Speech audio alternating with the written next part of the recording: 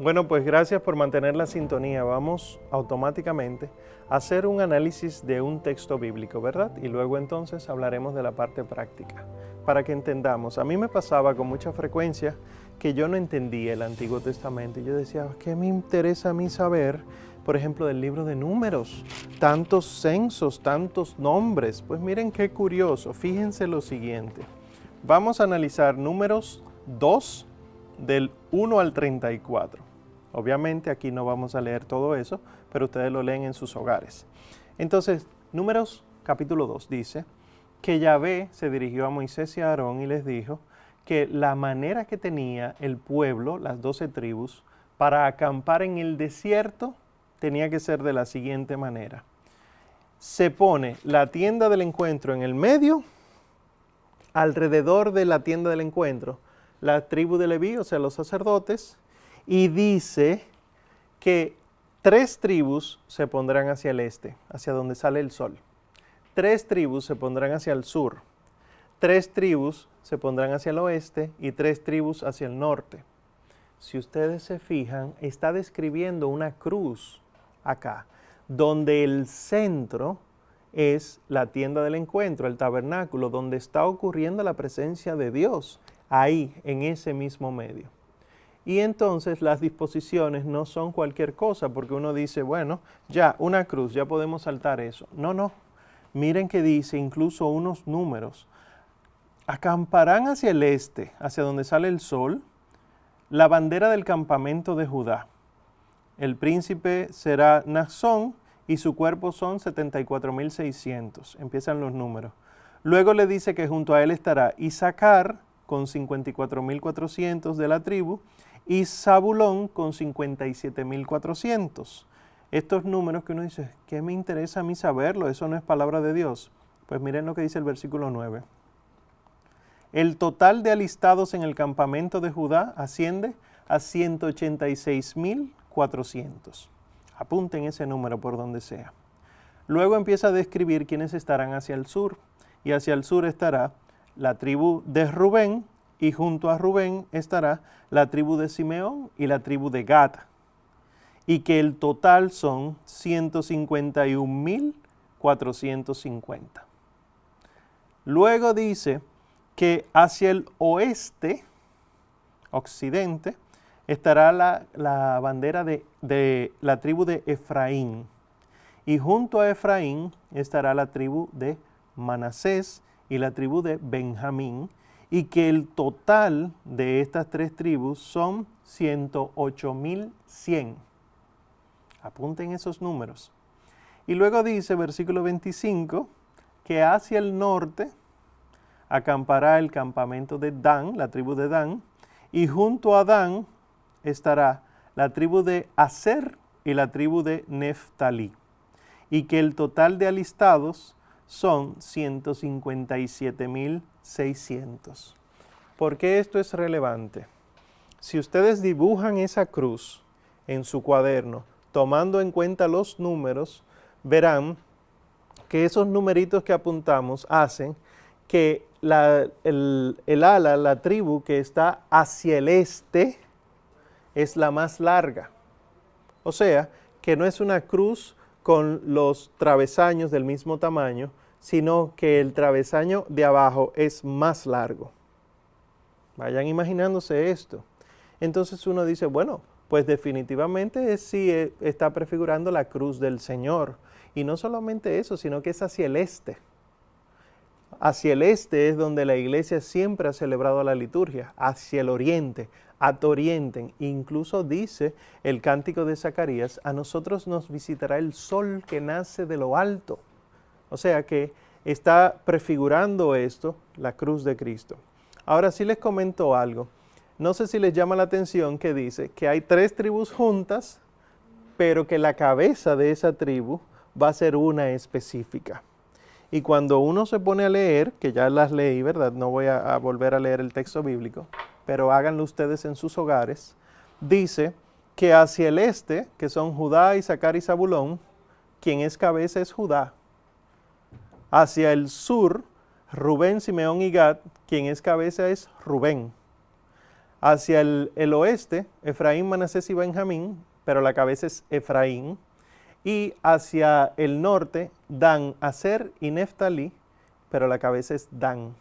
Cuando ustedes buscan en libros y en internet cuáles son las banderas que representan las tribus cabeza, descubrirán que estas 4 tribus tienen como bandera, primero, Judá, un león.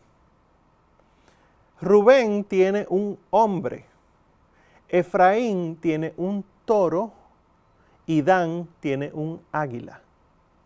Estos 4 elementos son los elementos que se ve en el libro de Ezequiel, que son estos 4 seres alados que están cuidando de Dios y que representan a los 4 evangelistas.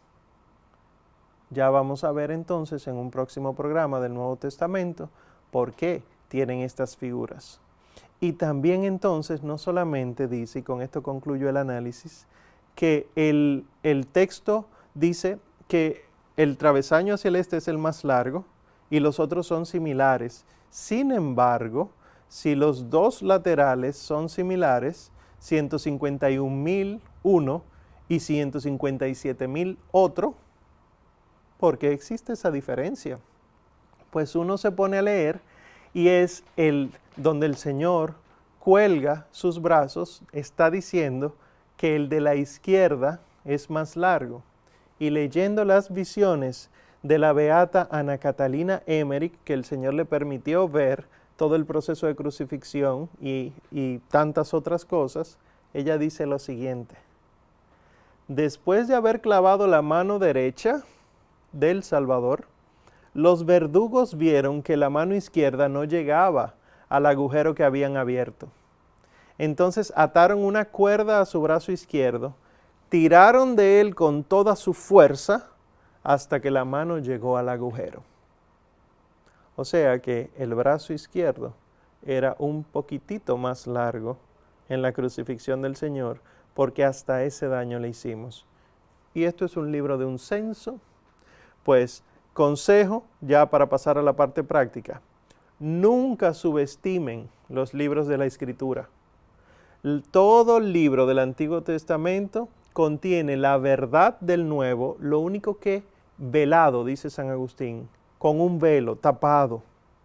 Y nosotros tenemos, por nuestro Señor Jesucristo, la facultad de quitar el velo y entender todo esto. Entonces, por eso es que siempre debe empezarse a leer la Biblia por los santos evangelios para poder entender el Antiguo Testamento. Entonces, ya vamos a la parte práctica, que es de las cosas que nos interesa con este programa, y es, ¿qué debo yo hacer para tener un buen estudio o una buena lectura de la Biblia? ¿Cómo yo logro hacer eso que tú hiciste, Omar? No crean que soy yo no sé nada. Eso es de la iglesia. Entonces, antes de empezar su lectura, ustedes tienen que prepararse. Les voy a dar 4 consejos para esa preparación de antes de la lectura. Primero, elijan un tiempo y un lugar. No es, cuando yo tenga tiempo la leo. No.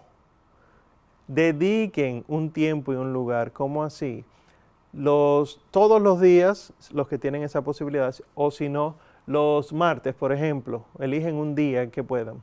Le voy a dedicar 1 hora. Consejo, dediquen aunque sea media hora para el estudio. No digan, eso es 15 minutos de una vez, porque usted no está leyendo una novela. Usted está leyendo texto sagrado con mucho sentido profundísimo. Entonces, dedicar un tiempo y un lugar durante el día. No lo dejen para la noche y acostados ya en cama, porque se van a dormir. Saquen un tiempo durante el día para que puedan entonces tener la facultad y la preparación suficiente. Segundo, usa una Biblia que tenga una buena traducción. Nosotros recomendamos normalmente 4 Biblias que son buenas traducciones. La Biblia de Jerusalén, no la que dice Jerusalén latinoamericana, sino la Biblia de Jerusalén. Puede ser de las viejas, mejor si es de las viejas, porque no tienen todas las versiones que se le han ido añadiendo, que no necesariamente son buenas. La Biblia de Jerusalén es la primera que recomendamos. Luego recomendamos una que se llama la Biblia de Navarra, que es de la Universidad de Navarra en España. Esa tiene muy buenos comentarios al pie de página y la traducción es muy buena, la Biblia de Navarra. Otra Biblia que recomendamos es de los autores Nácar y Colunga. Por eso ustedes la conocen como la Biblia Nácar Colunga, son dos apellidos. Esa también es muy buena. Y por último, Monseñor Juan Straubinger hizo una traducción hace un tiempo de la Sagrada Escritura y entonces esa pudiera ser una buena que ustedes pudieran conseguir para su estudio bíblico. Tengan cuidado, porque que nosotros tengamos una Biblia en casa no quiere decir que es una buena Biblia o que sea católica. Y ese sería el tercer consejo. Cualquier Biblia que no sea católica, deséchala. No es bueno ponerte a estudiar la palabra de Dios con una Biblia que la han modificado para decir lo que esa secta quiere.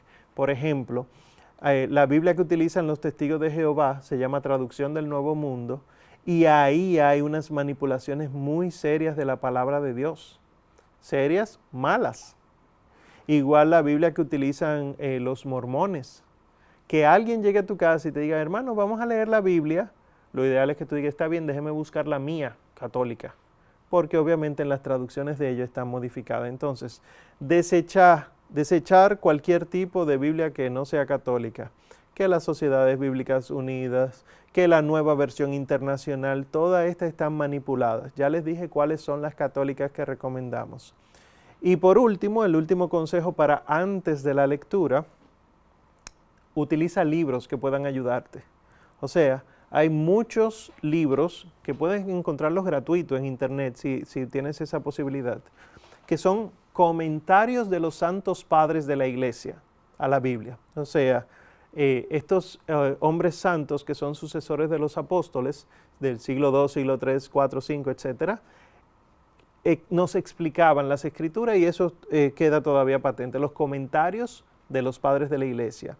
Igual hay diccionarios o vocabularios bíblicos. Uno muy conocido es el de León Dufour, pero no es el único. Hay muchos comentarios bíblicos católicos que te pueden ir orientando en muchas cosas. Y de estas Biblias que mencionamos católicas, hay muchas que tienen citas muy buenas, explicativas, que te permiten entonces entender mejor la escritura. Eso es antes de empezar. Luego entonces, cuando ya empieces a leerla, que ya sacaste tu tiempo, tu espacio, tienes tu Biblia, tienes tu cuadernito para anotar, tienes diccionario si tuviste la oportunidad de comprarlo, entonces cuando vayas a empezar a leerla, ora. Porque no es de cualquier libro que estamos hablando, es inspirado por Dios y al ser inspirado por Dios, tiene que ser Dios quien nos lo explique. Entonces, nos explicará lo de difícil comprensión cuando nosotros hayamos orado y también puede ser oración mientras lee. Estoy leyendo y en lugar de frustrarme y decir yo voy a dejar esto, yo sencillamente cierro los ojos y le pido a Dios que me explique estas cosas y si Él no quiere explicármela, que se haga su voluntad, que quizá Él está desarrollando otras cosas en mí. Segundo consejo, cuando ya la estés leyendo, empieza por los evangelios. Te lo hemos dicho en otras ocasiones, pero volvemos a decirlo. No es una novela, no es un libro de cuentos, es un libro de salvación. Empiezas por los 4 evangelios y en lugar de proponerte leértela de tapa a tapa, empiezo Génesis, Éxodo, Número, no, empieza. Me voy a leer en esta semana el Evangelio según San Marcos, por ejemplo. O no esta semana, sino voy a durar este mes estudiándolo y así entonces, luego de entender eso, pudiéramos entender todo lo que vimos del Antiguo Testamento en este programa. Tercer consejo, colócate en el contexto. Cuando a mí me hablan de saduceos o de fariseos o me hablan del rey de Asiria, yo tengo que saber qué es lo que está pasando. Y al saber lo que está pasando, entonces se me facilitan las cosas. Si no, va a ser un montón de letras que yo no estoy entendiendo lo que me dice. ¿Cómo yo puedo entender el contexto de lo que está pasando? Pues las Biblias buenas, católicas, tienen siempre antes de los libros explicaciones de los libros. Por ejemplo, yo quiero empezar a leerme el libro de los Salmos, entonces yo voy a la parte que está anterior a los Salmos, que por ejemplo en mi edición bíblica yo puedo encontrarla después, justamente después de los Macabeos, que dice lírica, y luego dice los Salmos, introducción. Me dice de dónde vienen los nombres, cuáles son los géneros literarios, cuáles son los salmos de la realeza, del culto, de la fecha, etc. Y son unas cuantas citas que sirven para ayudar. Y ya podrás empezar a leerla. ¿A qué debes dedicarte entonces? A entenderla según la voluntad de Dios, a mantener un ritmo, no te canses, ponte las fechas, límites, etcétera, a tomar anotaciones, no solamente de lo que no entiendes, sino también de lo que entiendes, porque luego probablemente en otro libro puedas entender lo que te está diciendo.